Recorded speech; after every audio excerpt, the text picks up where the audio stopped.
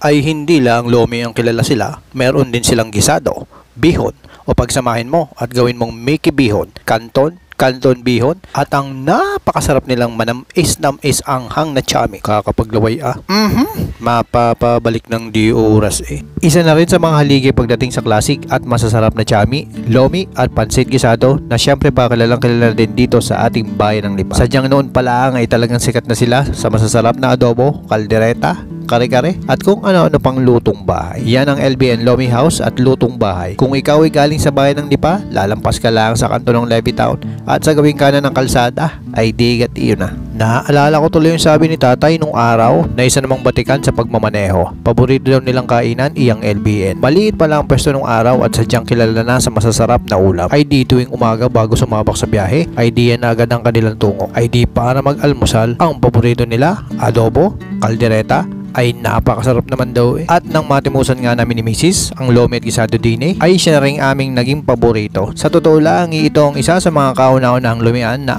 aming nagustuhan. At pakiwari ko sila ang isa sa mga nauna na nagpapakita kung paano lutuin ang kanilang mga pansit. Yun gang ang lutuan ay ando na halos sa dining area. Kaka-enjoy naman panoorin eh. Habang inaantay mo ngayong order, ay di kay enjoy naman sa panonood.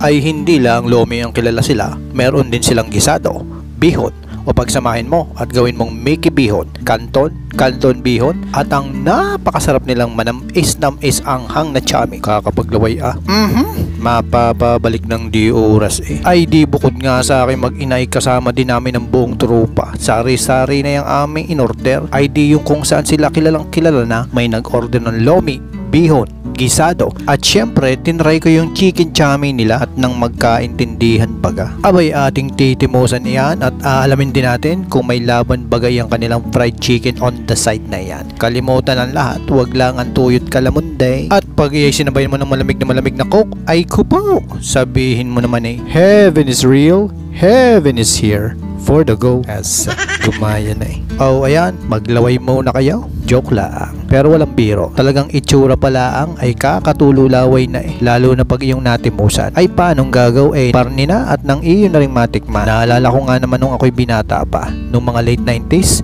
aring LBN ay andito na at isa na sila sa mga kauna-unahang lumian dito sa Lipa. Naalala ko, maliit pa lang ang pwesto nila noon. Simpleng kainan lang, mababa pa ang bubong at may kainitan. Doon nga at sila ay nakilala at tinangkilik ng marami nating kababayan ang kanilang masasarap na lutuin hanggang naparenovate nila at napalaki nila ang kanilang pwesto. Hanggang ngayon ay patuloy pa rin tinatangkilik hindi lang ng mga taga-Lipa. Palibasa ay tabing kalsada din ay naging tigil na ng mga taga-ibang lugar at ang matindi ay binabalik-balikan. Tapos na kaming kumain, pagkakabusog naman ng buong tropa ay siya, tag-ulan na at masarap ang lumi ngayon para nila. Aba, kita-kita ulit sa sunod na